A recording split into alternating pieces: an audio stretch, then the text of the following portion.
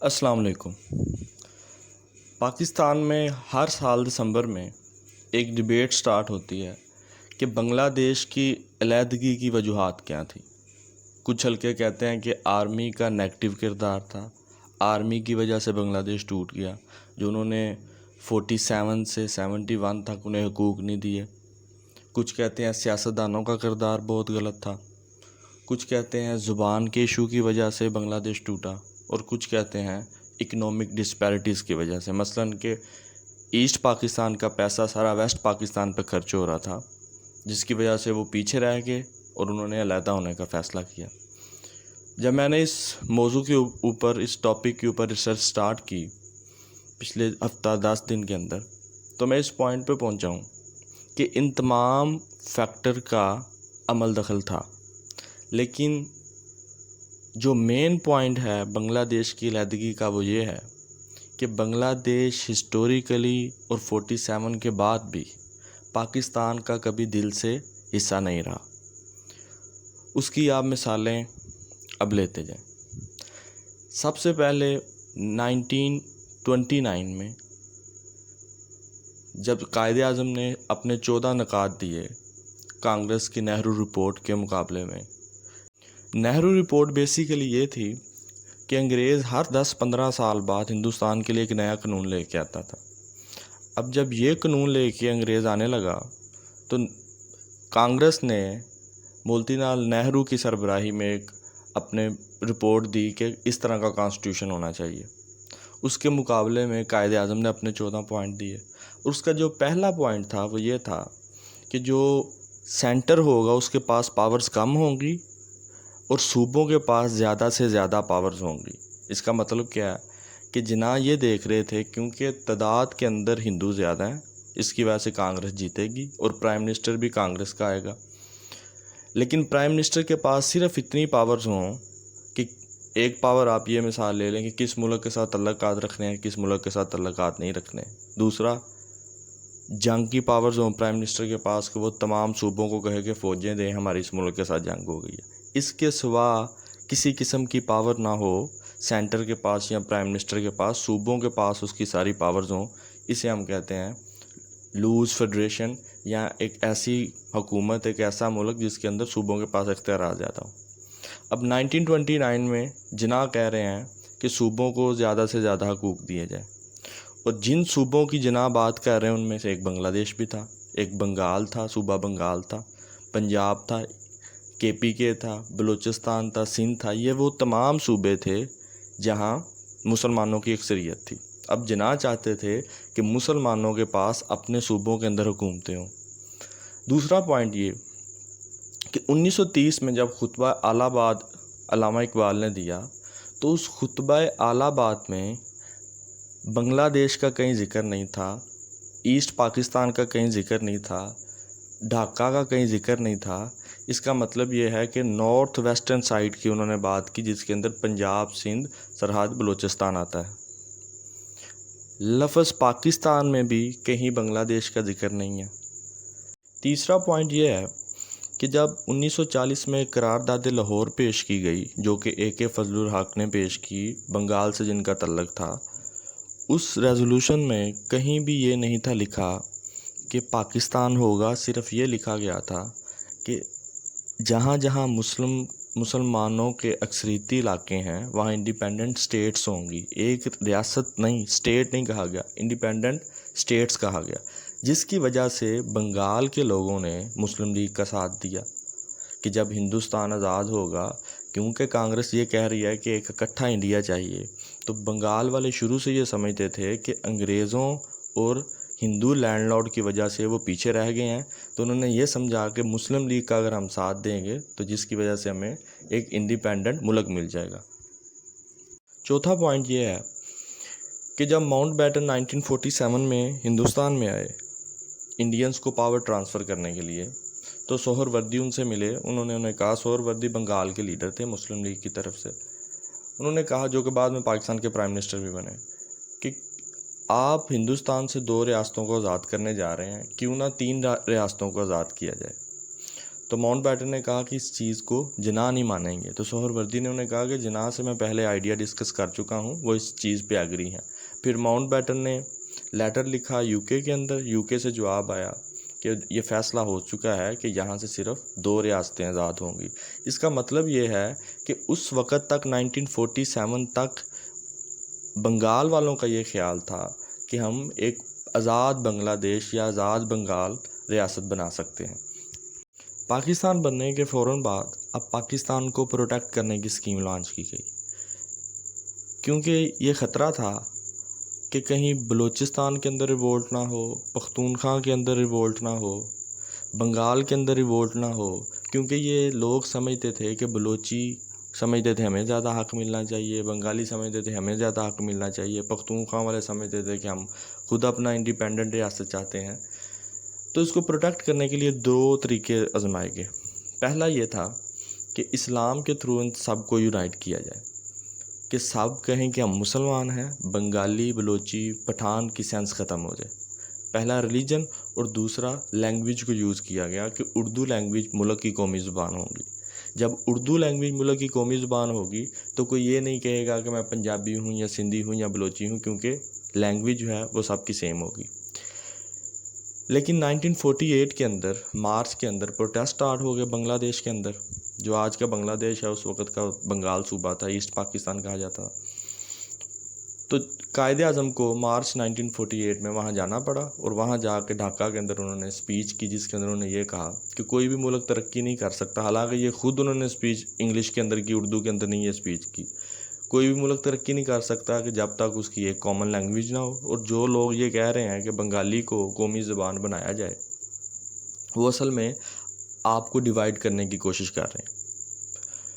1952 کے اندر ایک اور مظاہرے سٹارٹ ہو گئے بنگال کے اندر. وہ مظاہرے یہ تھے کہ خواجہ ناظم الدین، جو کہ اصل میں بنگال کے تھے، انہوں نے اس وقت کے وہ گورنر جنرل تھے، تو انہوں نے ایک سپیچ میں کہا کہ اردو کو ہی پاکستان کی قومی زبان ہونا چاہیے. اس وقت پاکستان کا کانسٹیٹیوشن نہیں تھا بنا، اور یہ ڈیبیٹ جاری تھی کہ قومی زبان پاکستان کی کون سی ہو. بنگالی کہتے تھے، پہلے تو وہ کہتے تھے کہ بنگالی کو ہی قومی زبان ہونا چاہیے کیونکہ یہ 56% لوگ پاکستان کی ٹوٹل پاپولیشن کے بولتے ہیں، اور اردو کو بولنے والے 2-4% ہیں صرف. لیکن بعد میں انہوں نے یہ کہنا شروع کر دیا کہ اردو کے ساتھ بنگالی کو بھی قومی زبان ہونا چاہیے. 1952 کے اندر جب ناظم الدین نے یہ بیان دیا تو پورے بنگال کے اندر، اور بیسیکلی ڈھاکہ یونیورسٹی کے اسٹوڈنٹ اور ڈھاکہ شہر کے اندر پروٹیسٹ سٹارٹ ہو گئے. پولیس نے جب انہیں روکا تو 5 لوگ مارے گئے. جب 5 لوگ مارے گئے تو عوامی لیگ جو 1949 میں ہی بنی تھی، اس نے ہڑتال کی کال دے دی کہ پورے بنگال کے اندر آپ ہڑتال کر دو. تب پہلی دفعہ پاکستان کے فلیگز کو نیچے کر دیا گیا انسٹیٹیوشن کے اوپر. قائد اعظم کی تصویریں جلائی گئیں. اب یہاں سے ہمیں یہ پتہ چلتا ہے کہ اگر انہیں اتنا ہی قائد اعظم اور پاکستان سے پیار ہوتا تو وہ کبھی بھی اس طرح نہیں کرتے. اور یہ نفرت وقت کے ساتھ ساتھ بڑھتی گئی. مثلا صدیق سارق اپنی کتاب میں لکھتے ہیں، وٹنس ٹو سرنڈر، وہ آرمی کے بندے تھے، انہوں نے اپنی بک لکھی. اس کے اندر وہ لکھتے ہیں کہ میں نے جب لائبریری کا وزٹ کیا ایسٹ پاکستان میں 1971 میں، تو وہاں جو لائبریری کا ہیڈ تھا وہ مجھے لائبریری کا وزٹ کروا رہا ہے اور ساتھ ساتھ کہہ رہا ہے یہ دیکھو آپ کے قائد اعظم کی کتابیں، یہ دیکھو آپ کے اقبال کی کتابیں، یہ دیکھو آپ کے اسداللہ خان غالب کی پوئٹری. مثلا کہ وہ پاکستان کے لیڈرز کو، ویسٹ پاکستان کے لیڈرز کو اپنا لیڈر نہیں تھے سمجھتے.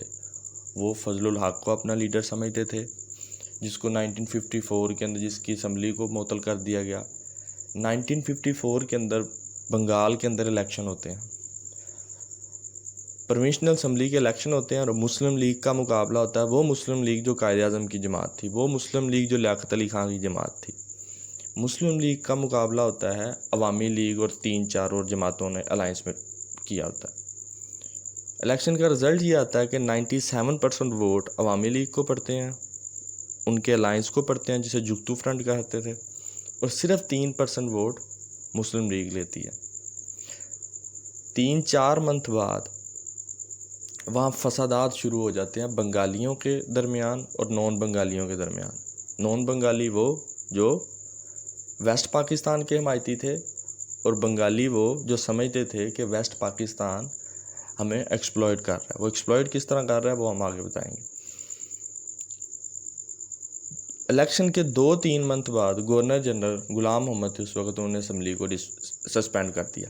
اب جب اسمبلی کو انہوں نے فارغ کر دیا تو یہ سینس وہاں اور آنا شروع ہو گئی کہ اصل میں ویسٹ پاکستان جو منورٹی کے اندر ہے وہ میجورٹی کو رول نہیں کرنے دے رہا. دوسرا، پاکستان میں پیریوڈیکلی مارشل لا لگتے رہے جس کی وجہ سے پاکستان میں کبھی الیکشن ہی نہیں ہوا. اگلے سوال پہ آ جاتے ہیں کہ کیا اکنومیکلی وہ ایکسپلائٹ ہوئے بنگلہ دیش والے؟ اس سوال کا جواب یہ ہے کہ 1971 میں جب بنگلہ دیش ہم سے علیحدہ ہوا تو پاکستان کو اپنے پہلے بجٹ ڈیفیسٹ کا سامنا کرنا پڑا. اس کا مطلب کیا کہ ہر کوئی ملک ایک سال کا اپنا بجٹ بناتا ہے.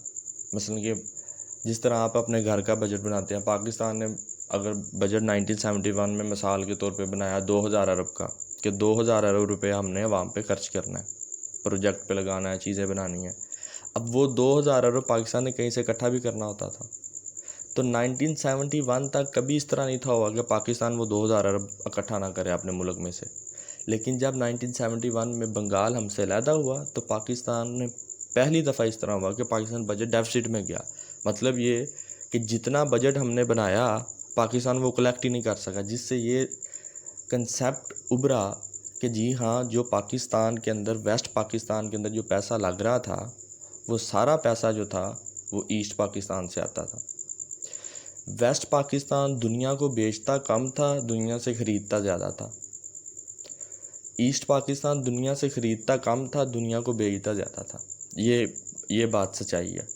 صدیق سالک کے مطابق جب وہ 1971 میں ڈھاکہ گئے، جب کہ پارٹیشن نہیں تھی ابھی ہوئی، وہ ہم سے علیحدہ نہیں تھے ہوئے، تو وہ کہتے ہیں کہ میری بیگم نے کام کے لیے عورتیں 2 رکھ لیں.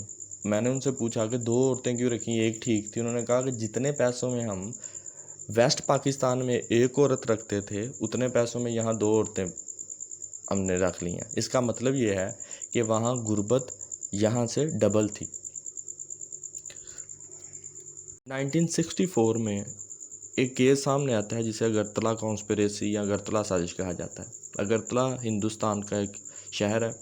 شیخ مجیب الرحمان پہ الزام حکومت کی طرف سے یہ لگایا گیا، پاکستانی حکومت کی طرف سے، کہ یہ انڈیا سے پیسے لیتے رہے ہیں 1965 کے ایرا کے اندر، وار کے دوران بھی وہ پیسے لے کے یہ ڈسٹریبیوٹ کرتے رہے ہیں بنگلہ دیش کے اندر، بنگال کے اندر، تاکہ لوگ حکومت کے خلاف ہوں اور لوگوں کو ریبیلین کے لیے اکسایا جائے، بغاوت کے لیے اکسایا جائے.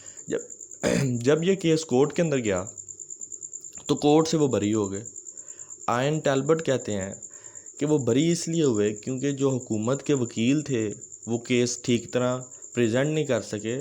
اصل میں وہ پیسے واقعتاً ہی انڈیا سے لیتے رہے ہیں اور وہ ان سے جا کے ملتے بھی رہے ہیں. 1969 میں جب ایوب خان نے ریزائن کر دیا تو یحییٰ خان نے نیا مارشل لا امپوز کیا اور LFO جاری کیا 1970 میں انتخابات کے لیے، کیونکہ کوئی کانسٹیٹیوشن موجود نہیں تھا. یہ نہیں تھا پتہ کہ کس طرح انتخابات کروانے ہیں، کتنی قومی اسمبلی کی سیٹیں ہوں گی، کون ووٹ کر سکتا ہے، کون ووٹ نہیں کر سکتا.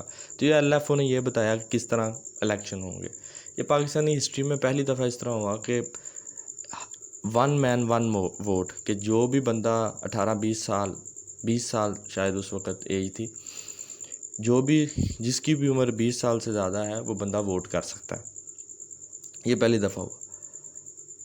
جب انتخابات ہوئے تو 2 سیٹوں کے علاوہ 162 میں سے 160 سیٹیں عوامی لیگ جیت گئی ایسٹ پاکستان میں. بھٹو 81 سیٹیں ویسٹ پاکستان جیتا 132 میں سے.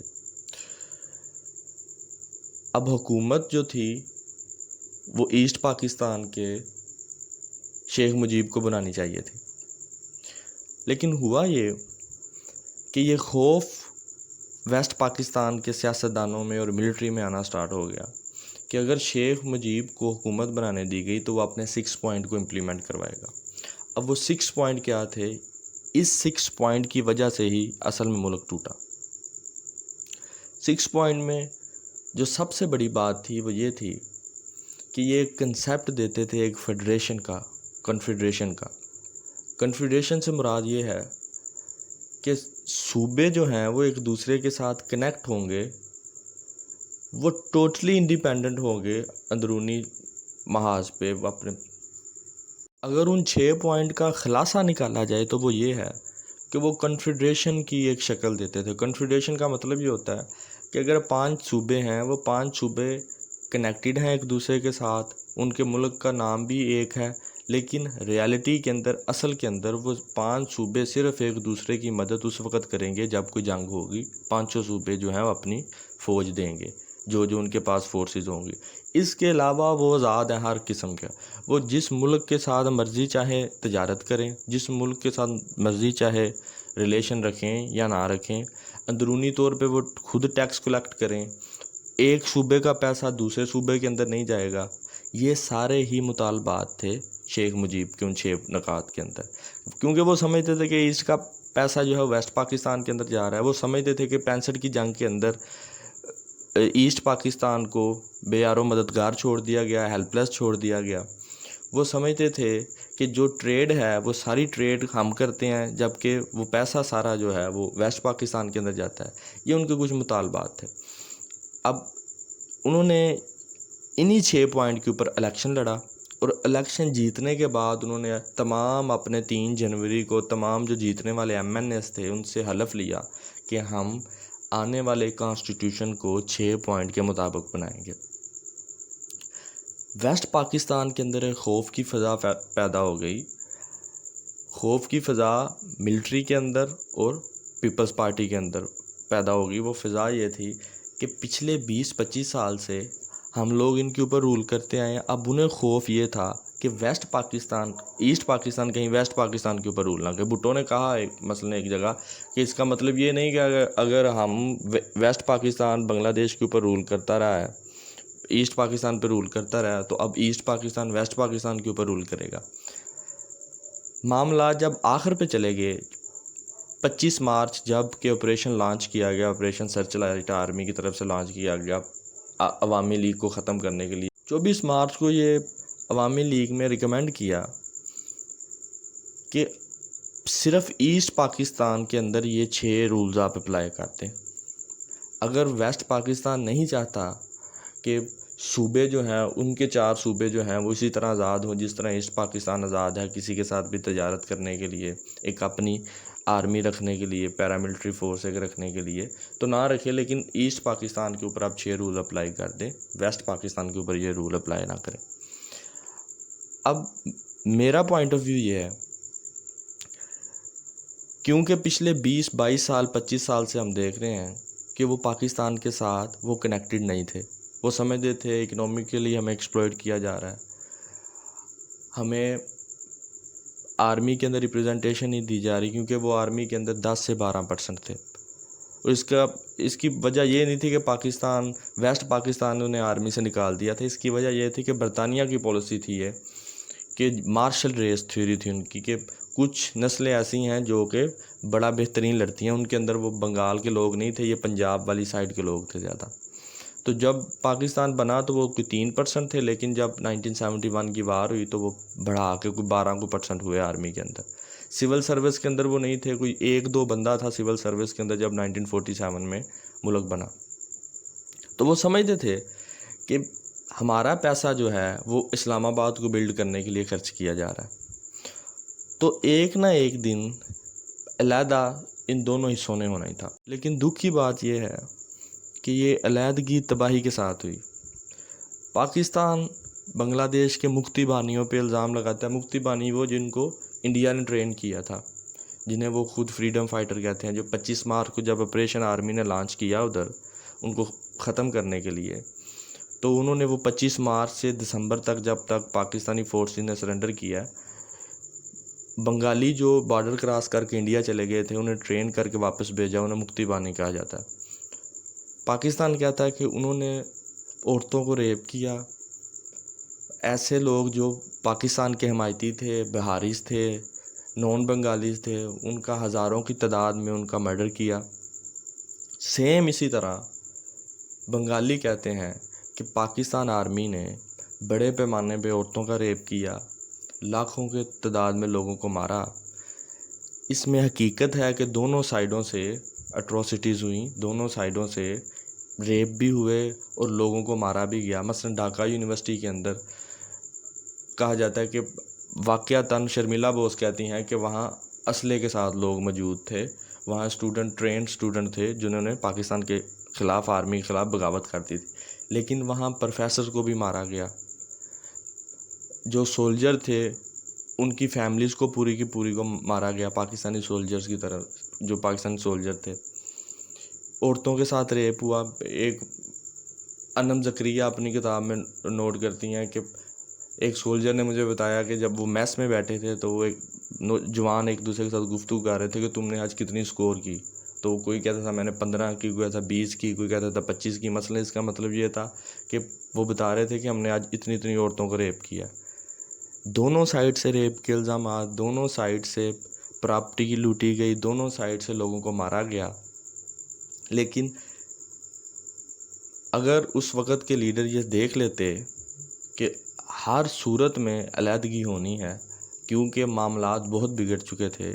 اس کی آپ مثال یہ لے لیں کہ نکسن کو ہنری کسنجر نے لیٹر لکھا مارچ کے اندر کہ بغاوت پہ قابو پا تو لیا گیا پاکستانی آرمی کی طرف سے، لیکن یہ زیادہ دیر تک قابو نہیں پا سکتے۔